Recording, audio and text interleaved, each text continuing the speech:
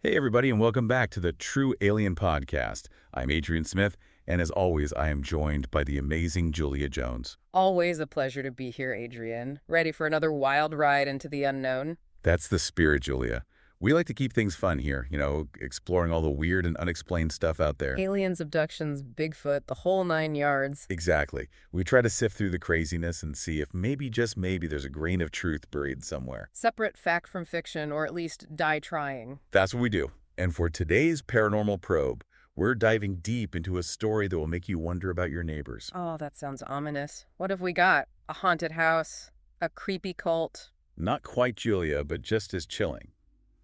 Today we're heading to the quiet suburban town of Maplewood, USA. Maplewood. That sounds like the name of a breakfast cereal more than a hotbed of paranormal activity. Right. You'd think it's all white picket fences and bake sales.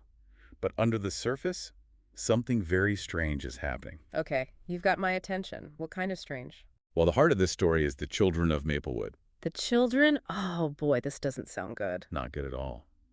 Reports started coming in about strange changes in the kids, almost like they weren't themselves anymore. And the big question is, could it be something more than just typical kid stuff? I gotta ask Adrian, more than typical kid stuff, what are we talking about here? Puberty, bad influences. This goes way beyond that, Julia. The source material points to something truly disturbing.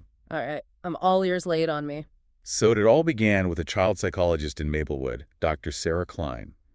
She was the first to notice these bizarre changes in her young patients. What kind of changes, like sudden mood swings or acting out? Deeper than that, it was like their personalities were being erased. Erased. That's a strong word. It is. Imagine kids who were once bright and full of life suddenly becoming withdrawn and emotionless. Oh, now that sends chills down my spine. Empty shells of their former selves. That's creepy. And did the source material mention what sparked this change? Well, there wasn't a single event pinpointed, but it was described as a sudden and drastic shift. So not a gradual thing, like flipping a switch. Exactly. And it wasn't just one or two kids either. Dr. Klein started seeing this pattern in a growing number of her patients. A growing number, yikes. What did other people think? Parents, teachers. At first, a lot of folks were skeptical, chalked it up to those typical explanations. Video games, social media, that kind of thing. It's easy to fall back on those explanations, but it sounds like Dr. Klein wasn't convinced. No way. She knew something was deeply wrong. And to her credit, she didn't just dismiss it. Good for her. What did she do to investigate? Well, she started digging deeper, interviewing parents, teachers, even classmates of these kids. This sounds like good old-fashioned detective work. And what did she find? Some truly unsettling stuff, Julia. Parents reported their kids having gaps in their memory, like chunks of time just gone. Missing time, huh? That's always a red flag in these kinds of stories. Right. And it wasn't just that. There were also these unexplained injuries, bruises, cuts that the kids couldn't account for. Okay, that's definitely a little more than just video game-induced zoning out. Did any of the kids offer any explanations for what was happening to them? Well, many of them reported having nightmares, vivid nightmares about being examined by tall, strange figures. Tall, strange figures. Okay, that just screams aliens.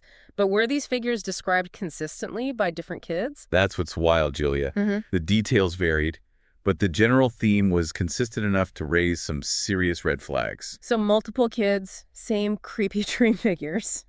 Yeah, that's a pattern you can't ignore.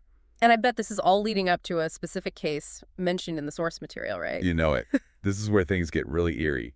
Enter Tommy. Tommy. Okay, I have a bad feeling about this. What happened to Tommy? So, one night, Dr. Klein gets a frantic call from Tommy's mother.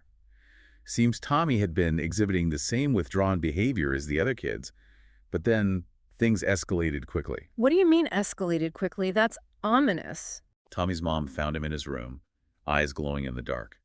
Then he started speaking, but not in any language she recognized. Glowing eyes and speaking in tongues, that's straight out of a horror movie. Tell me about it. Dr. Klein rushed over to the house, and what she witnessed confirmed her worst fears. She saw Tommy sitting there, eyes glowing blue, and when he spoke, it was in this guttural, alien language. It was chilling. Whoa, hold on. So she actually saw his eyes glowing. That wasn't just the mom's panicked observation. Nope. Dr. Klein saw it too, firsthand, described it as a faint but distinct blue light. She was convinced this was not just a troubled kid. This was something else entirely. Okay, blue glowing eyes and alien language. That's hard to explain away with conventional psychology. What did Dr. Klein do next? She knew she had stumbled onto something huge, something that went way beyond her usual cases. I can't even imagine what must have been going through her head at that point. What did she do with this information? Well, she started digging deeper into missing children reports in the area, and that's when she uncovered a disturbing pattern. A pattern? Like what? Every time a child went missing, a new child would appear in town shortly after. So not just missing kids, but replacements, like some kind of cosmic switcheroo. And here's the kicker. These new kids were identical to the missing ones. Same memories, same mannerisms, even the same DNA. Same DNA? How is that even possible? That's the million-dollar question, Julia. The source material suggests some kind of advanced alien technology capable of creating perfect replicas. That's wild. But if these were perfect copies, why would anyone suspect anything was wrong? Well, that's where Dr. Klein's expertise came in. She observed that despite being perfect mimics, these doppelgangers lacked genuine emotion. It was like watching a very convincing performance, but with something essential missing. Like a robot trying to pass as human. You can almost picture it. Did the source material go into detail about what these doppelgangers were doing in Maplewood? Yes, they were blending in perfectly, but Dr. Klein suspected they were working together, like they had some sort of hive mind. A hive mind. So not just individual replacements, but a coordinated infiltration effort. That's the chilling implication. Dr. Klein theorized they were using some kind of mind control to subtly influence those around them. Mind control. This keeps getting creepier and creepier. Yeah.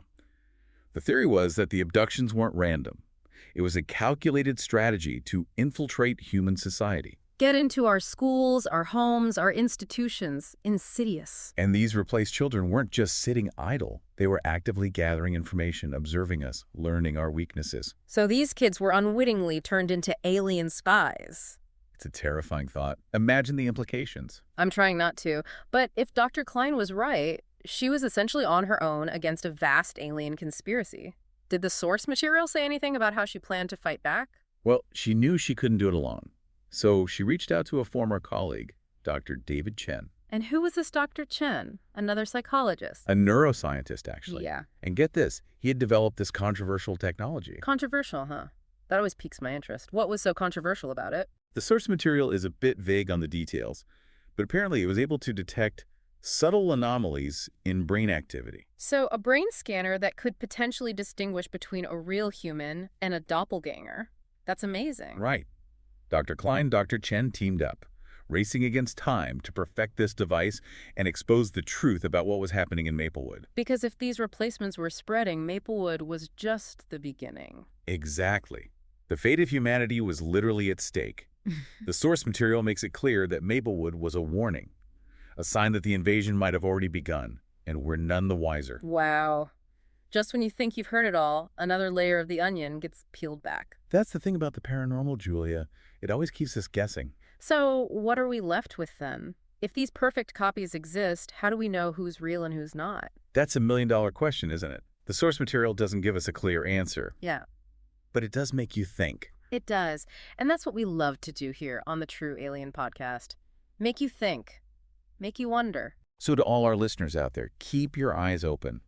Pay attention to those subtle changes in behavior, the vacant stares, the things that might just hint at something otherworldly. Remember, folks, the truth is out there, and it might be closer than you think. This is Adrian Smith, signing off for now. Until next time, keep exploring the strange and stay curious.